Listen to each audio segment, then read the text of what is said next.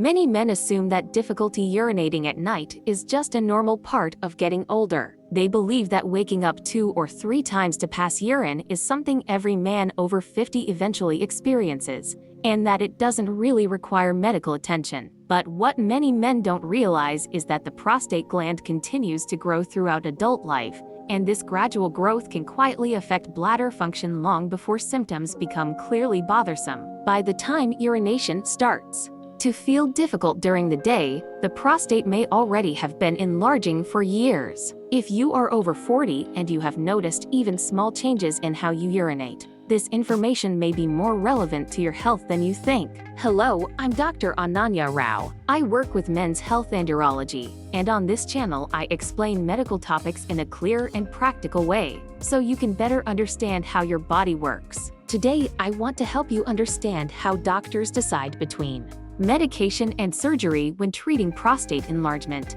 and what factors usually influence that decision. The prostate is a small gland located just below the bladder in men. It surrounds the urethra, which is the tube that carries urine out of the body. In younger men, the prostate is about the size of a walnut. But as men age, the prostate naturally continues to grow. This condition is known as benign prostatic hyperplasia, or BPH. The word benign means that it is not cancerous. As the prostate enlarges, it can press against the urethra and narrow the passage through which urine flows. This pressure can make it harder to start urination, reduce the strength of the urine stream, or create the feeling that the bladder is not completely empty. Factors such as age, hormonal changes, family history, and lifestyle can influence how quickly the prostate grows and how much it affects urination. For some men, the enlargement is mild and causes little or no discomfort. For others, it can significantly interfere with daily comfort and quality of life. Understanding what is happening inside the body can help men recognize when it may be time to seek medical advice. When doctors decide between medication and surgery for prostate enlargement, the first and most important consideration is the severity of symptoms. Treatment is not based only on the size of the prostate, but on how much the symptoms are affecting daily life. Mild symptoms, such as waking up once at night to urinate or noticing a slightly weaker urine stream, are often managed with lifestyle adjustments or careful monitoring over time. Moderate symptoms, like frequent nighttime urination, difficulty starting urination, or a persistent feeling that the bladder does not empty completely, are usually treated with medication first. These medications work in different ways. Some relax the muscles around the prostate and the bladder neck, making it easier for urine to flow. Others work more slowly by reducing prostate growth over time. In many men, medication provides meaningful relief. Urination becomes easier, nighttime trips to the bathroom decrease, and daily comfort improves. However, in some cases, medication may only partially relieve symptoms, or its effect may decrease as the prostate continues to grow. Some men may also experience side effects from medication, such as dizziness, fatigue, or changes in sexual function,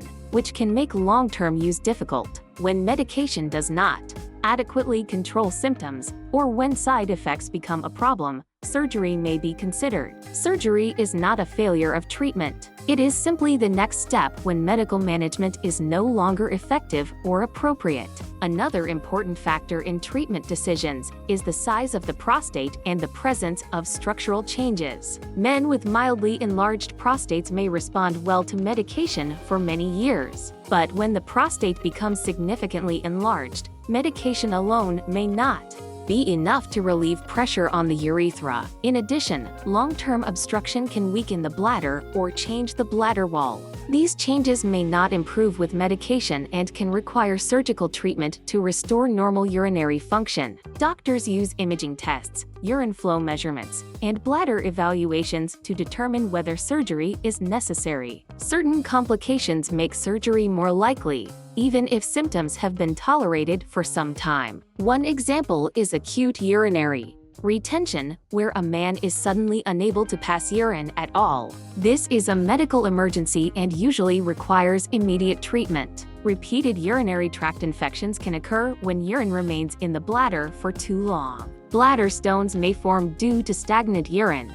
and in severe cases, Kidney function can be affected if urine backs up into the upper urinary tract. Persistent blood in the urine or visible bladder enlargement are also signs that surgery may be the safest option. Another important consideration is the patient's preference and long-term outlook. Some men prefer to avoid surgery and continue with medication, even if symptoms are not fully controlled. Others prefer a surgical procedure that offers more lasting relief rather than taking daily medication for many years. Both approaches can be appropriate. The decision should always be made together with the urologist, based on overall health, lifestyle, and personal priorities. It is also important to understand that surgery for prostate enlargement is different from surgery for prostate cancer. Procedures such as transurethral resection of the prostate, often called TURP, are minimally invasive and focus on removing the part of the prostate that is blocking urine flow. Many men notice significant improvement in urination within weeks after the procedure. The goal of treatment, whether through medication or surgery, is always the same: to improve quality of life, protect bladder and kidney function, and allow men to live comfortably and confidently. It is important to remember that every man's body is different. The rate at which the prostate enlarges,